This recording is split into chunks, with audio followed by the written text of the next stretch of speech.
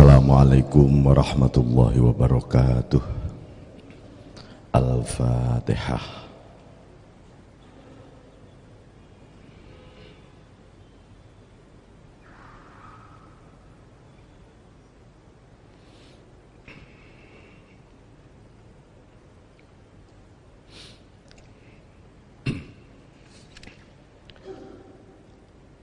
Bismillahirrahmanirrahim. Alhamdulillahirabbil alamin wa bihi nasta'inu ala umurid dunya waddin. Allahumma shalli ala sayyidina Muhammadin abdika wa nabiyyika wa rasulika an-nabiyil ummi wa ala alihi wa sahbihi wa sallim tasliman biqadri 'azamati dzatika fi kulli waqtin wa hin. Amma ba'd. Bapak kita menginjak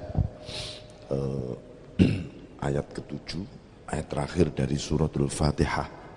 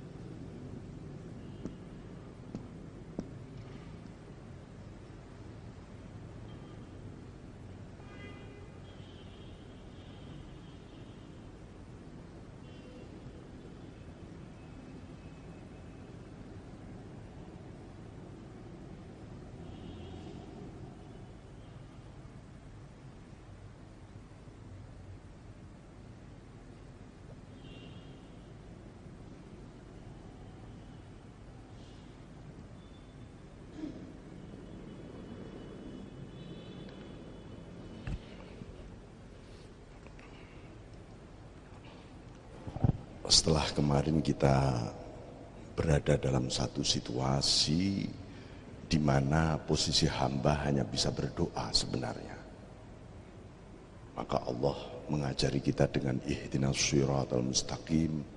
Ya Allah, tunjukkanlah jalan yang lurus. Nah, seperti apa shiratal mustaqim itu? Allah tidak memberikan satu definisi shiratal mustaqim yang disebut jalan lurus ialah begini, ukurannya seperti ini dan seterusnya, tidak. Tetapi Allah memberikan satu pelajaran pendidikan kepada kita bahwa apa yang disebut shiratal mustaqim ini berada juga dalam kaitan doa kita. Nah, ini kalau kita melihat ayat ini kemudian yang disebut shiratal mustaqim itu adalah shiratal ladzina an'amta alaihim. Nah, jadi ini satu bentuk bagaimana Allah mendidik kita bahwa ittiba'ur rasul ini wajib dan begitu penting. Kalau seandainya gitu,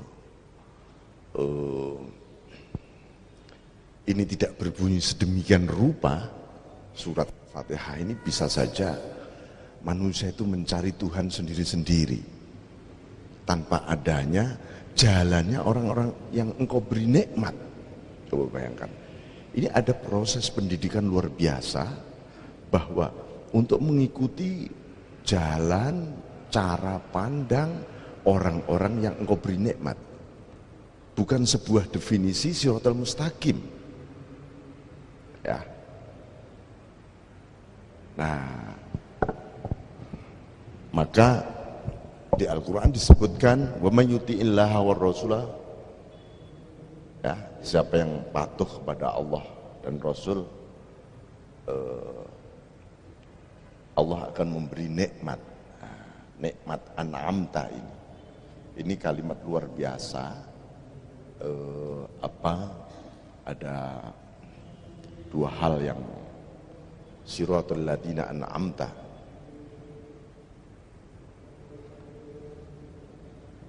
Jadi kalau di Al-Quran disebutkan siratal ladzina an'amta alaihim. Nah, alladzina alaihim ini disebutkan minan nabiyyin, biasanya begitu. Wasiddiqin wasyuhada wassalihin. Ini adalah satu alur yang ditempuh oleh manusia, tapi manusia yang dipilih untuk diberi nikmat oleh Allah. Jadi Allah tidak menunjukkan jalan yang lurus itu adalah jalan yang misalnya memberi makna kebenaran ini tidak, itu misalnya langsung digambarkan siratal ladzina an'amta alaihim minan nabiyyin wasiddiqin wasyuhada wassalihin. Para nabi, siddiqun itu para wali sebenarnya, para aulia, wasyuhada, para syuhada. Syuhada itu ada yang bermakna zahir, itu orang-orang pejuang, ya, para pejuang jalan ilahi itu para syuhada. Apalagi kemudian dia mati syahid. Asyuhada bermakna maknawi, hakiki, itu artinya orang-orang yang bersaksi, menyaksikan apa? Menyaksikan Allah terus menerus. Jadi dia posisinya adalah musyahadah terus menerus jiwanya. Wassalihin adalah orang-orang yang melakukan amaliyah soleh. Nah, dari ini di Al-Quran memiliki satu hubungan makomat juga, tapi juga menjadi rumpun di dalam apa sifat-sifat nabiyin, apa sifat-sifat siddiqin, kemudian begitu sifat syuhada, sifat sholihin dan seterusnya. Nah, yang terpenting kemudian ketika kita mohon diberi hidayah, jalan yang lurus, jalannya orang-orang yang engkau beri nikmat. Nikmat itu an-ni'am, jamaknya nikmat. Ada dua menurut dunia sufi. Satu nikmatul ijad, dua nikmatul imdad.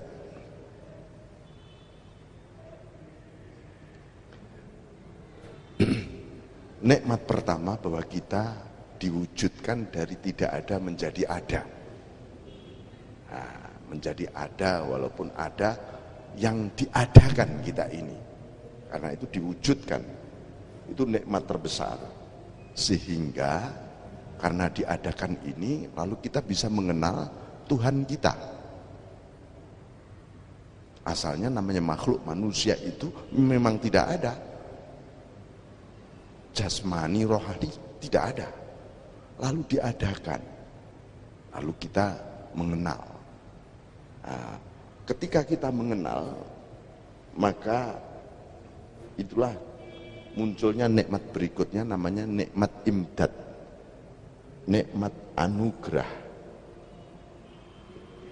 Ini nikmat ruhani, ya. Ini nikmat jasmani. Ini dua nikmat. Dua nikmat ini menjadi sumber seluruh nikmat Allah. Itu juga bisa didekati dengan semuanya dengan dua hal ini, dan sumbernya memang dua hal ini. Oleh karena itu menjadi tidak layak bagi kita kalau menyesali sebuah peristiwa kehidupan yang sedang berjalan. Misalnya dari proses-proses penyesalan itu orang mempertanyakan kepada Tuhan, kenapa Tuhan kok begini, kenapa Gusti saya sudah begini kok begitu.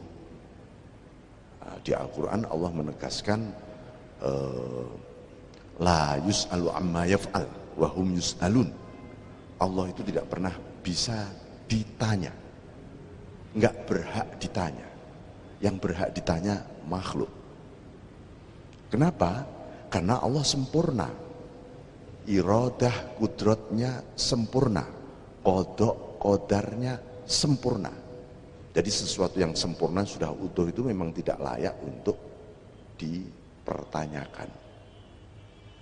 Oleh karena itu, begitu kita diwujudkan dalam satu peristiwa tertentu, seseorang kadang-kadang mengalami frustasi, putus asa, lalu mengatakan seperti tadi, mempertanyakan kenapa Tuhan kok begini, begitu, katanya engkau ini, maha itu, dan seterusnya. Lalu nanti muncul berikutnya begini, sampai pada titik terakhir, kalau tahu begini kenapa saya harus diwujudkan di dunia lah, sampai seperti itu. Nah, kalimat itu sempat diungkapkan juga besok di akhirat oleh orang-orang kafir. Orang kafir mengatakan, kalau tahu seperti ini Tuhan, lebih baik aku jadi debu saja lah. Ini suasana psikologi keagamaan yang harus diluruskan supaya apa? Memahami apa yang disebut nikmat. Jalannya orang-orang yang diberi nikmat. Nah, nikmat ini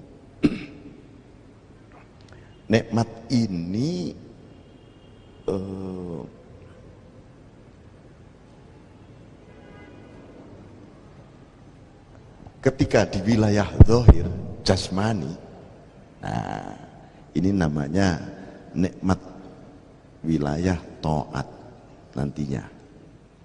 Di wilayah rohani al-ghinabi. Jadi Ibnu Athaillah menyebutkan begini, mata rozaqaka ta'ah wal ghinabi. Sepanjang seseorang diberi rizki taat wal ghinabi, dan hatinya merasa cukup dengan Allah, qad asbagha alaika ni'amahu dhahiratan wa batinah.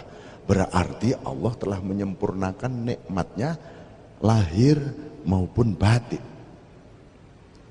Puncak nikmat lahir itu taat, puncak nikmat batin al-ghinabi. Al-ghinabi itu sudah pasca ma'rifah. Orang kalau sudah ma'rifat, apa ya setelah itu? Al-ghinabi, ya Tuhan, saya sudah cukup engkau saja kalau begitu jiwaku. Saya enggak ingin yang lain. Hatiku untukmu dan tidak ada bergeser sedikit pun ke yang lain. Al-ghinabi. Ini yang disebut an'amta alaihim itu ya. Nah, di sini dua hal ini.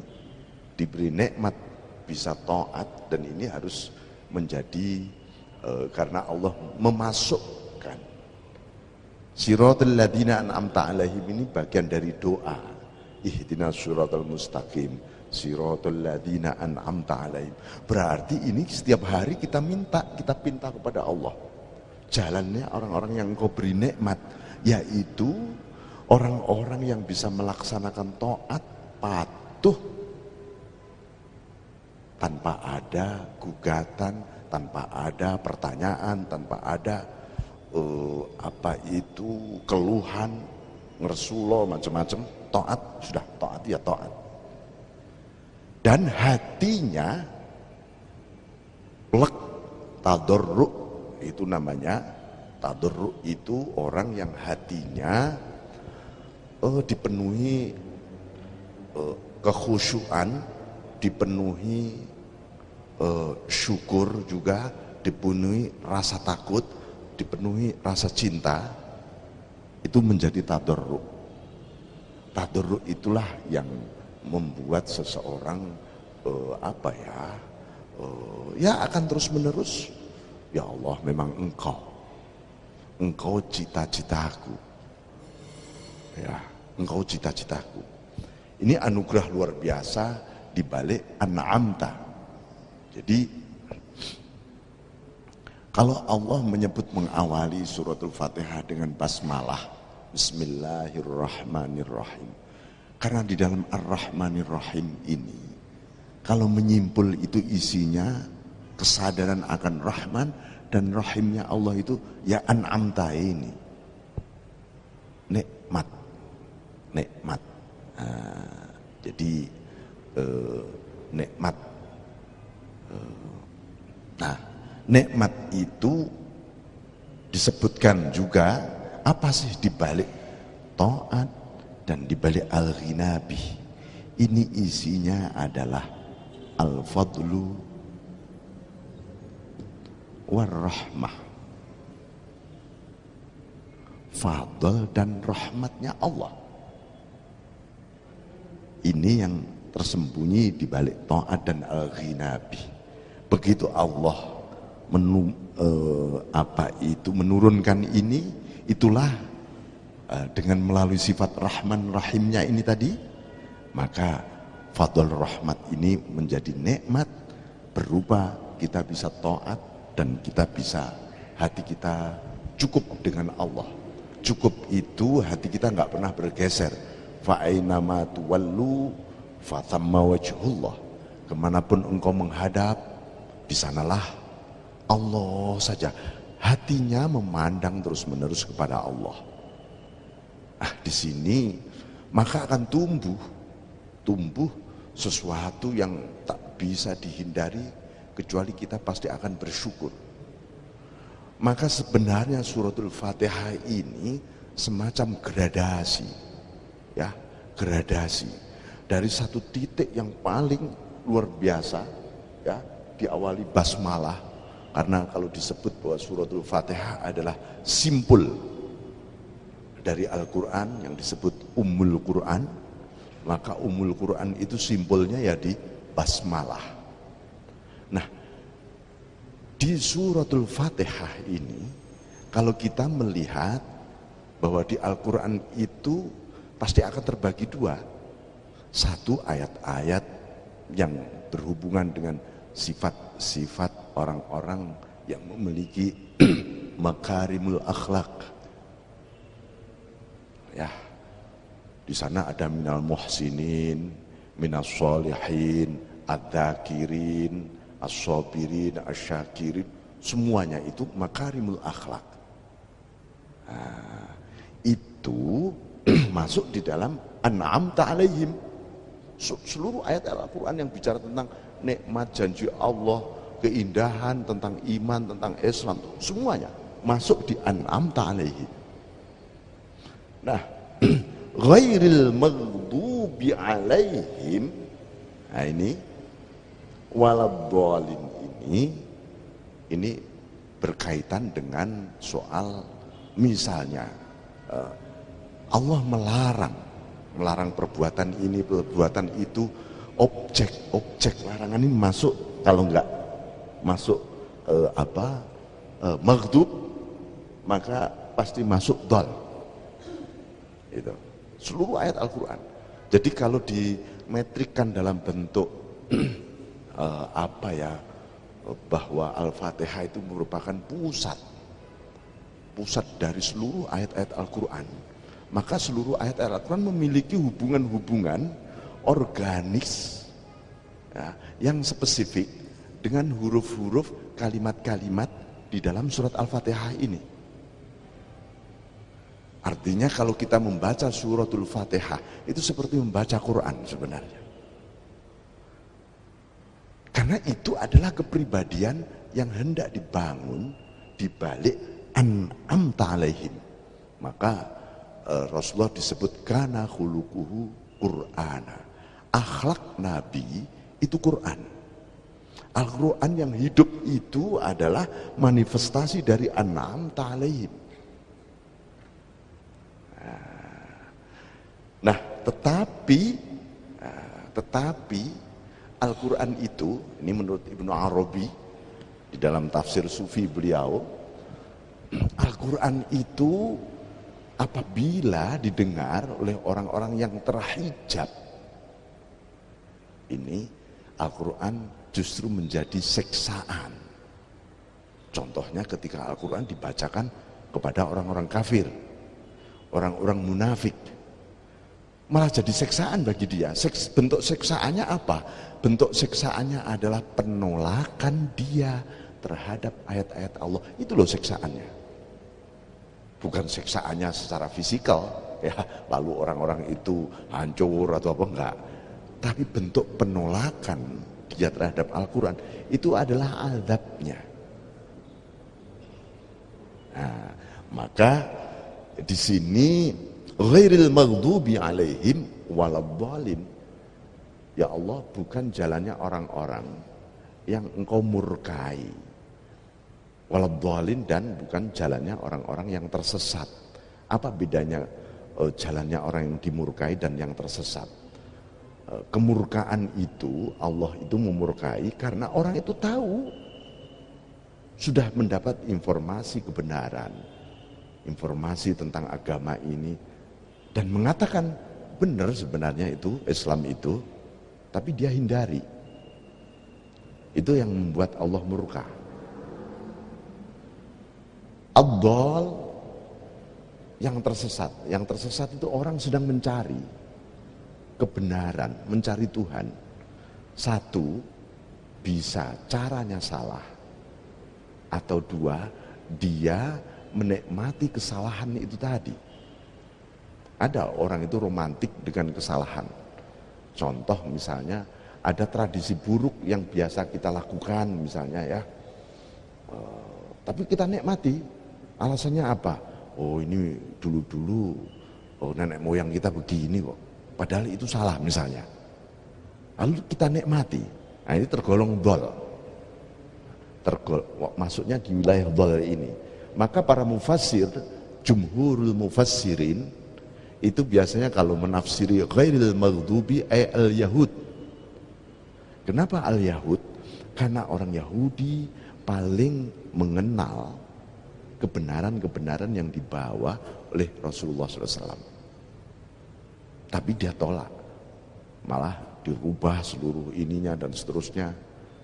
Malah dia menciptakan konflik baru, permusuhan, fitnah, pendustaan, macam-macam misalnya. Itu sehingga disebut.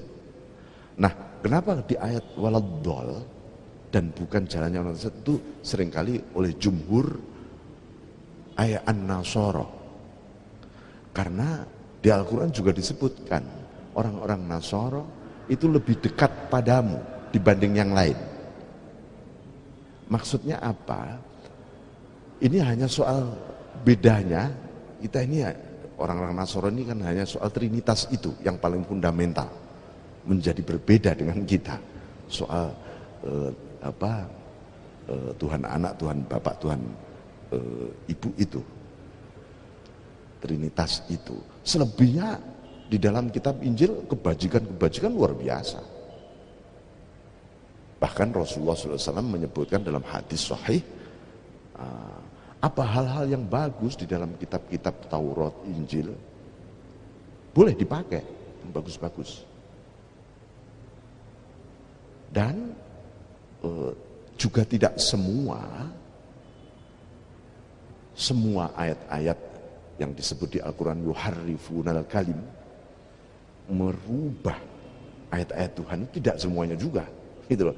Yang secara emosional dan secara psikologis dianggap tidak cocok saja dengan mereka, mereka rubah seperti itu. Di antaranya misalnya kalau di Al-Quran disebutkan walan tarda anggal yahud walan nasara hatta tattabi'a millatahum. Orang Yahudi dan orang Nasrani tidak ridho, tidak rela kepada kamu Muhammad. Kata-kata itu menggunakan dhamir mukhatab, dhamir mukhatab mukhatab wahdah itu. Jadi tidak walantardo angkal ya angkum al yahud, tapi angka kamu orang kedua tunggal. Jadi orang-orang Yahudi itu memang tidak rela kalau Muhammad menjadi nabi dan rasul, ikuti aku sajalah. Kamu minta bayaran berapa, harta berapa, kekuasaan sebelah. Nah ini kok baru sekali ini orang Arab jadi nabi. Nah, hanya itu saja. Ini tidak bisa ditafsiri bahwa orang Yahudi sekarang ini dan seluruh orang Nasrani sekarang ini kita katakan mereka itu nggak rela manusia itu menjadi umat Islam. Tidak seperti itu. Ayat itu asbabun nuzulnya juga tidak seperti itu.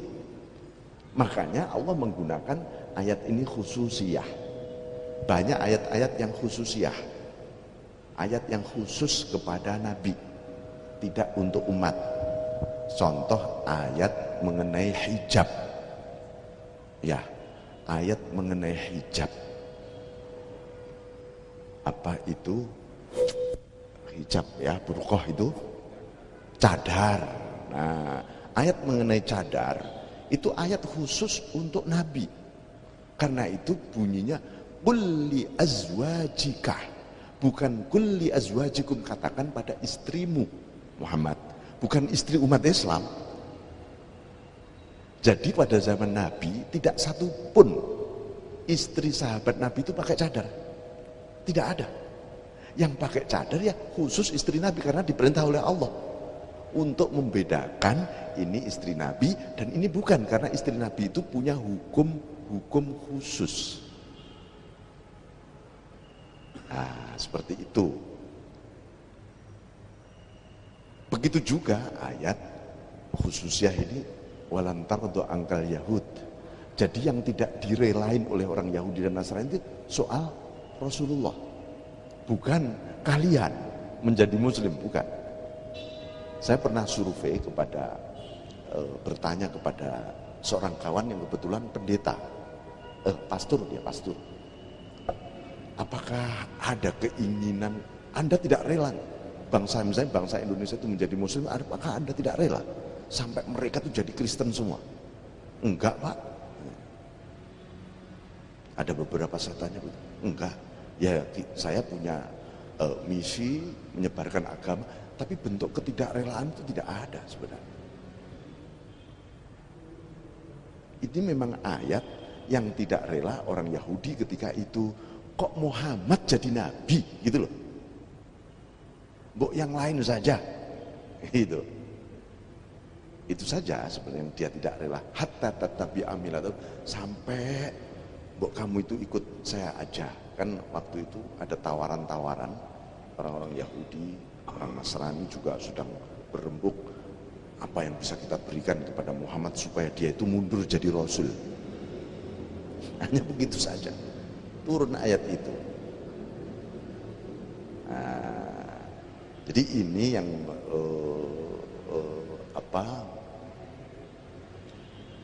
membuat gagasan bagaimana kita mestinya bahwa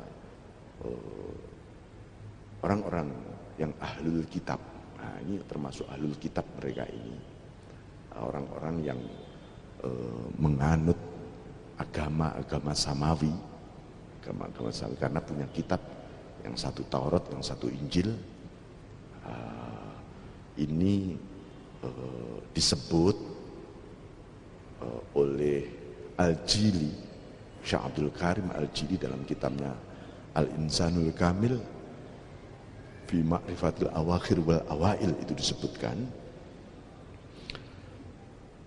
Beliau mencontohkan itu, kenapa orang Nasrani ini tergolong dol.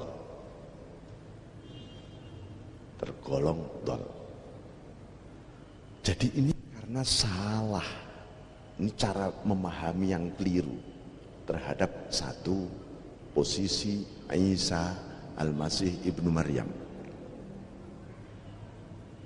Nah, sampai pada zaman Nabi Isa pun kesalahpahaman itu sudah muncul. Kesalahpahaman itu sudah muncul. Lalu Nabi Isa berdoa, dan doa ini dikutip kembali oleh Al-Quran. Di Al-Quran disebutkan, wa in tu'adzibhum fa innahum ibaduk. Tuhan, aku tahu ini kaumku ini salah faham pada aku. Kalau engkau sampai menyiksa mereka, fa innahum ibaduk, dah itu hamba-hambamu juga. Katanya begitu kata Nabi Isa. Tapi wa in taghfir lahum, kalau engkau mengampuni, fa innaka antal azizul hakim, engkau memang maha perkasa dan maha bijaksana. Sehingga kata Al-Jili, kelak ada sebagian orang-orang Ahlul Kitab itu yang diampuni oleh Allah dan masuk surga, kata beliau, berkat syafaatnya, doanya Nabi Isa ini yang dikutip oleh Al-Quran itu. Ini yang mungkin penafsiran ini agak berbeda dengan para mufassirun yang lain. Al-Jili ini, Syekh Abdul Karim Al-Jili ini seorang ulama abad ke-7 Hijriah, hampir seangkatan Ibnu Athaillah Sakandari, tapi dengan cara pandang tasawuf yang meneruskan cara pandang Ibnu Arabi, Syekh Abdul Karim Al-Jili. Nah, di situ menggambarkan bahwa ini untuk menjelaskan mengenai Tuhan, kenapa kok tersesat. Maunya itu ya kepengin bertuhan yang benar, tapi jalannya salah, cara memahami salah. Misalnya ketika ada kata-kata Bismil Ab dengan nama Bismil Ab itu dengan nama Bapak.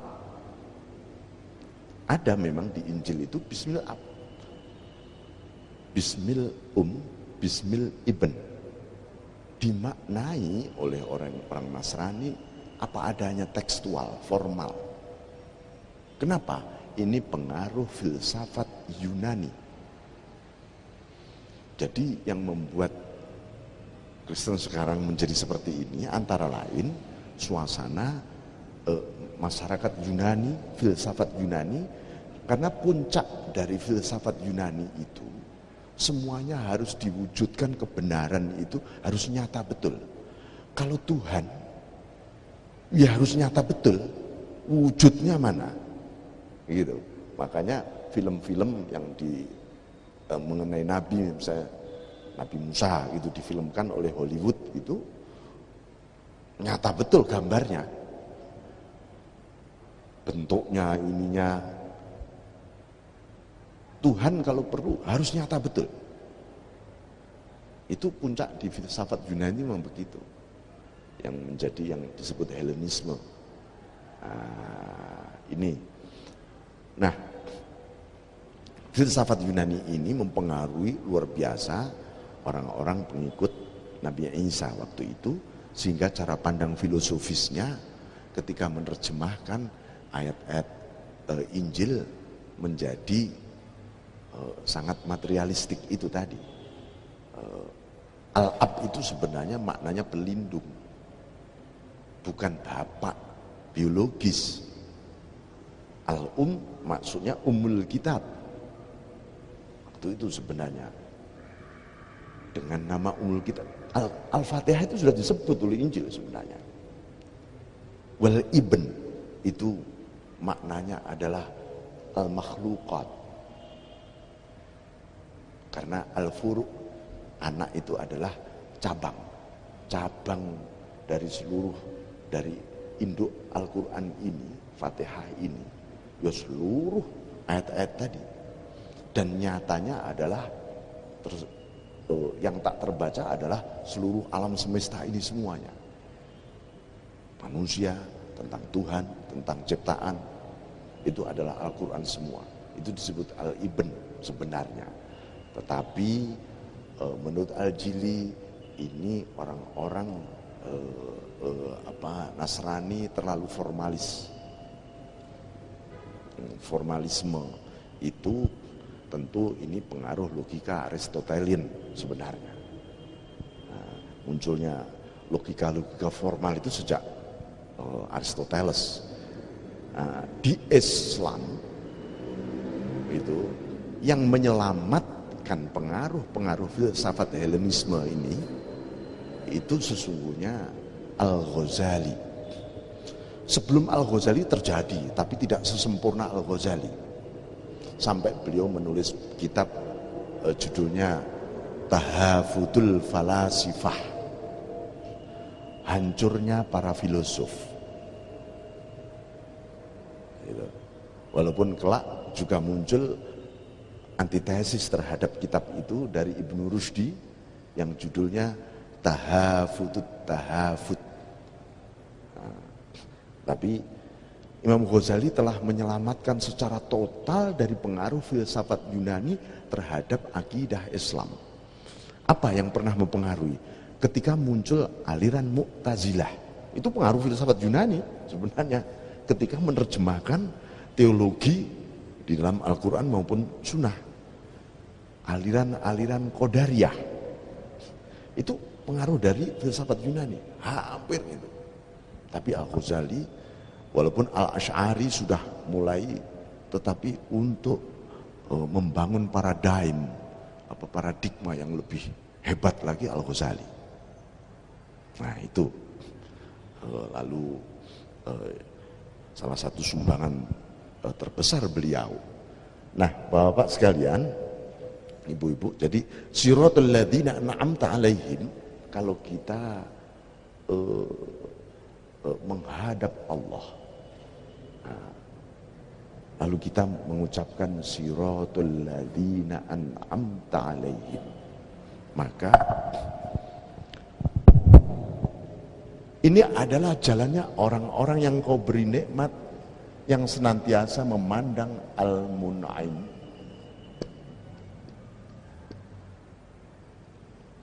Fi kulli syai', bi kulli syai',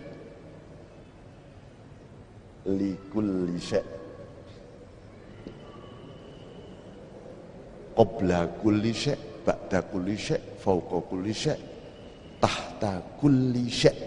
Artinya apa? Jalannya orang-orang yang engkau beri nikmat itu pasti memandang Al-Mun'im, sang pemberi nikmat. Jadi sesungguhnya orang-orang yang engkau beri nikmat sesungguhnya adalah orang-orang yang terus-menerus para arifin sebenarnya. Karena dia ma'rifat terus kepadamu. Dia memandang engkau Al-Mun'im. Di mana? Di balik segala sesuatu, menyertai segala sesuatu, bagi segala sesuatu, sebelum segala sesuatu, sesudah segala sesuatu. Nah, sehingga dengan memandang terus-menerus Al-Mun'im ini yang disebut adamul hijab, orang yang terhindar dari hijab. Karena hakikat maghdub dan hakikat dol itu sesungguhnya yal adab.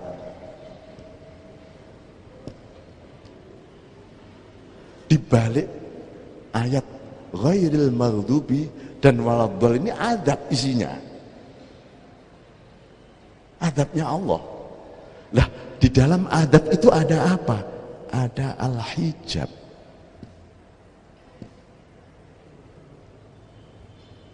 Itu loh. Nah, ini digambarkan mengenai yang tersembunyi di balik an'amta, an'amta alaihim. Jadi bunyinya an'amta alaihim, alaihim, bukan an'amta lahum misalnya. Alaihim ini menggambarkan bahwa nikmat-nikmat Allah yang turun kepada hambanya itu tanpa disebabkan oleh ikhtiar hambanya. Itu loh. Jadi Allah itu kalau memberi nikmat ya saya beri sudah. Bukan karena doa kita, bukan karena ibadah kita, juga bukan karena riyadhah atau mujahadah kita, bukan. Tetapi kalau Allah sudah memberi nikmat kepada hambanya, hamba itu juga ditakdirkan mengikuti sebuah alur yang pernah diinjak alur itu oleh para nabi, para rasul, para siddiqin, syuhada dan sholihin. Tidak dia ngeluyur sendiri, gitu enggak? Ya. Nah, ini kenapa ya kita ini kok harus mengikuti aturan yang dibangun oleh para nabi, para rasul? Apakah Allah tidak mampu membuka hidayah para hambanya dan seluruh hambanya biar komunikasi langsung saja pada Allah? Inilah Allah menyebutkan di dalam Al-Quran, walaqad karramna bani Adam. Allah menghormati, memuliakan manusia. Salah satu cara Allah memuliakan manusia, ikuti jejak-jejak pendahulumu, tapi yang nabi, yang rasul, yang siddiqun, yang syuhada, yang salihun. Jangan pendahulu yang enggak benar, kan gitu aja sebenarnya. Dan itu sebenarnya cara Allah membebaskan, memudahkan, meringankan beban-beban generasi yang akan datang. Makanya ada satu doa Rabbana wala tahmil alaina isran kama hamaltahu alal ladzina min qablina. Ya Allah, jangan Engkau bebani kami satu beban yang pernah Engkau timpakan kepada pendahulu-pendahulu kami. Ya. Kita diajari berdoa begitu oleh Allah. Itu berarti sebenarnya kita ini dengan cara mengikuti jejak ini, para ulama, para sholihin, para syuhada, para aulia, para nabi itu menjadi semakin mudah, semakin mudah, semakin mudah. Nah, jadi manusia ini punya kebutuhan, tapi manusia tidak tahu apa sesungguhnya kebutuhannya. Rasulullah itu disebut nabi yang sempurna. Ya, nabi yang sempurna, ajarannya sempurna, disiapkan untuk sebuah konsumsi yang sempurna. Kalau makanan ya siap saji sudah, dan makanan itu yang paling dibutuhkan oleh kita saat itu, bukan makanan lain. Sudah mateng, siap. Tapi manusia punya pemikiran yang berbeda. Ini makanan asalnya dari mana, saya selidiki dulu. Kita ini sudah masuk disiapin oleh tuan rumah, silakan Pak makan. Sebentar Pak, saya mau bawa ke lab dulu ini gorengan ini. Mungkin masa begitu. Lalu habis ketemu di lab nanti petaninya dari mana ini, selidiki. Daerah sana kita ngeluyur berhari-hari, misalnya singkong gitu. Singkong ini dulu sejarahnya kayak apa masuk Indonesia ini. Wah, buka-buka buku sejarah dulu. Sampai mati nggak jadi makan singkong dia. Padahal singkong itu yang dia butuhkan ketika itu. Tetapi lah Allah memberi ruang juga, manusia itu punya kepetualangan seperti itu. Kalau begitu harus ada pendidikan. Salah satu metode pendidikan itu ikuti metode pendidikan yang diajarkan oleh nabi, siddiqin, syuhada, sholihin. Ini isinya metode, jalan kok. Jalan itu metode. Nah, jadi itu yang bikin kita menjadi mudah, ya. Maka kita diperintah sholat. Sebenarnya sholat itu adalah sesuatu yang paling fundamental kita butuhkan. Lah, manusia itu rupanya merasa kebutuhannya bukan sholat.